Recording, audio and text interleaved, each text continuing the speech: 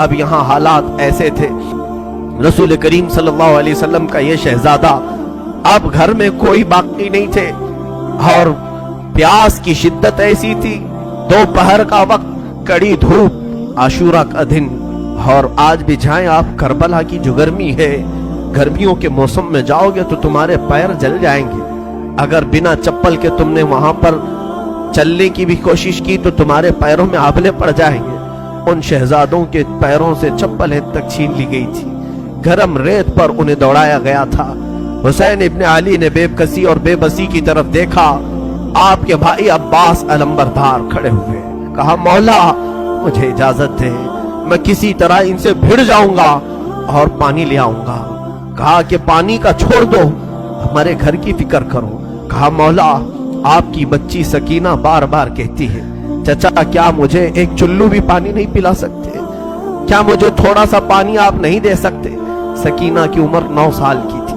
9 سال کی بچیاں ہمارے سامنے میرے عزیزوں وہ کلیاں ہوتی ہیں، وہ پیار کرنے کی ہوتی ہیں، محبت سے دیکھنے والی بچیاں ہوتی ہیں۔ ہم تو کانٹا بھی چبھنے نہیں دینا چاہتے ہماری بچیوں کو۔ سکینہ بے یار و مددگار خیمے میں جب اپنے چچا کو پکارنے لگی، کیا چچا سارے شہزادے پانی سے پیاسے چلے گئے، کیا بچیوں اور عورتوں کو بھی پانی نہیں دیا جائے گا؟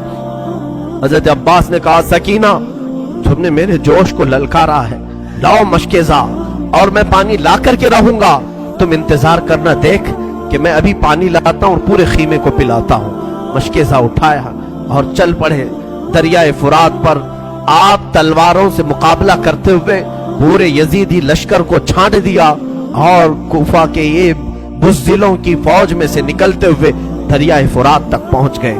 فرات میں پہنچنے کے بعد آپ نے دیکھا پانی جوش مارتا ہوا، ٹھنڈا پانی، ندی کا میٹھا پانی، اور مشکیزہ ہاتھ میں ہے، اٹھایا۔ میرے عزیزو آج افطاری کا منظر مجھے یاد آتا ہے کہ جب ہم دن بھر کے بھوکے ہوتے ہیں، سامنے ٹھنڈا شربت رکھا ہو، میٹھا پانی رکھا ہو، اذان کیا ہوتی ہے کہ سب سے پہلے ہم اٹھائے اور پی جاتے ہیں۔ کس کا روزہ ہے یا نہیں ہمیں اس کی خبر نہیں۔ مولا عباس کو دیکھو، چلو اٹھایا اور کہا کہ میں تھوڑا پانی پی لوں پھر مشکیزے میں بھروں۔ اس کے بعد اپنے ہاتھ کو کوسنا شروع کیا، برا ہو تیرا، تو نے حسین کے بغیر پانی پینے کا سوچا کیسے؟ چلو سے پانی پھینک دیا اور کہا مولا حسین اپنے خیمے میں پیاسے، بچے تڑپ رہے ہیں اور عباس یہاں پہنچ گیا ہے تو کیا پانی پی لے گا؟ ایک قطرہ بھی پانی نہیں پیا، پورے مشکیزے میں پانی بھر لیا اور اس کے بعد چل پڑے۔ جب جیسے ہی چلے یزیدیوں کے ساتھ حملہ ہوتا رہا اور لوگوں نے پکار کر کے کہا، عمرو بن سعد نے، اے لوگوں خیمے حسین تک پانی جانے نہ دینا، اگر پانی چلا گیا تو پھر جنگ بھاری پڑ جائے گی، ہمارے لیے یہاں پر جنگ لمبی ہو جائے گی، لہذا عباس کو روکو۔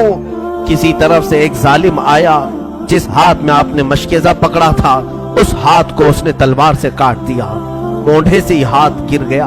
آپ نے دوسرے ہاتھ میں مشکیزہ اٹھایا، ظالم نے تلوار چلا ہی دوسرا ہاتھ بھی کاٹ دیا۔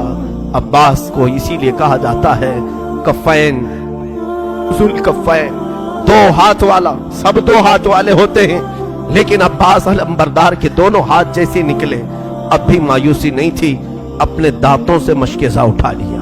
وہ پانی کا مشکیزہ جو ہوتا تھا چمڑے کا، دانتوں سے اٹھا لیا اور کہا میں پہنچا کر کے رہوں گا خیمہ حسین میں۔ پکارے عباس، اے سکینہ میں پانی لاؤں گا تو خوب پینا، کٹے ہیں بازو چھدا ہے سینہ، ابھی میں کٹے ہیں بازو چھدا ہے سینہ۔ یہ عباس علمبردار کی زبان سے الفاظ نکل رہے تھے، اسی اسنا میں ظالموں نے ایک تیر ایسا چلایا کہ وہ سیدھا تیر آپ کی آنکھ میں گھس گیا، آپ کی بائیں آنکھ کی پتلی باہر آ گئی۔ اب تو حال یہ تھا کہ میرے عزیزو تیر نکالنے کے لیے ہاتھ بھی تو نہیں تھے، تیر اگر کھینچ کر کے نکالا جائے ہاتھ بھی نہیں تھے، اور ظالموں نے تیر برسانا شروع کیا۔ عباس اب تک نہیں روئے، ہاتھ کٹ گئے، آنکھ میں تیر چپ گیا، رونا نہیں آیا۔ اسی اسنا میں کسی نے آ کر کے مشکیزہ پھوڑ دیا، پانی کا۔ عباس کا صبر نہیں ہو سکا، چیخ نکل گئی، ہائے مردود تو نے کیا کیا، میرے ہاتھ لے لیا، آنکھ پھوڑ دیا۔ ठीक था, लेकिन ये पानी में सकीना तक पहुंचा कर आ जाता। आप इसी गम में नीचे जमीन पर गिर गए। सोचो जो घोड़े पर बगैर हाथों के गिरा होगा कैसे गिरा होगा। तुम अगर ऊपर से गिरोगे तो हाथ वगैरह से अपने आप को संभाल लोगे। दोनों कटे हुए हाथों से जब कोई घोड़े से गिरता हो, चाहे वो मुंह के बल गिरे कि सर के बल गिरे, किस तरह से गिरा होगा। जबकि एक आंख में तलवार है। पुकारा अपने भाई को, अपने भाई इमाम हुसैन को पुकारा। मौला हुसैन दौड़ते हुए आए। रावियों ने लिखा है कि हुसैन इब्ने अली इतनी तेजी से दौड़ते हुए आए कि पूरा अमामा खुल गया था और कपड़े उलझ गए थे। दौड़ते हुए आए, अब्बास को उठाया, सर लिया, अब भी जान बाकी थी। कहा इमाम अली मकाम से कि हाथ दोनों नहीं हैं, तीर आप अपने हाथ से निकाल लें। दोनों हाथ कटे हुए थे। इमाम अली मकाम ने तीर आंख से निकाली तो आंख की पुतली भी तीर के साथ बाहर आ गई। दूसरी आंख में खून जमा था। अब्बास उसी असना में कह रहे थे, मौला बस दो तीन ख्वाहिशें हैं, दो तीन ख्वाहिशें। कहा अब्बास कहो तो सही। कहा पहली ख्वाहिश ये है कि आंख पर जमा हुआ खून साफ कर दे। आखिरी बार एक बार आपके चेहरे को देख लूं, एक बार आपका दमकता हुआ चेहरा देख लूं। मौला हुसैन ने अपने अमामे के कपड़े से उनकी आंखें साफ की। जब आंख खोली तो अब्बास से कहा और क्या ख्वाहिश है बताओ। कहा मौला मेरी लाश को उठाकर खीमे की तरफ मत ले जाना, खीमे की तरफ ना ले जाना।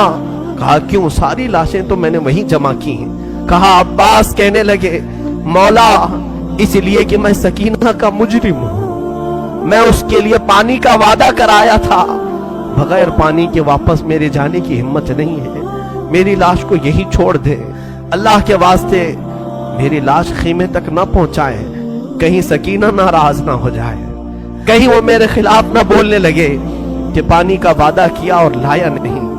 अब्बास अलम बरदार ये गुफ्तगू करते करते अचानक उनकी आंखें बंद हो गईं और रूह निकल गई।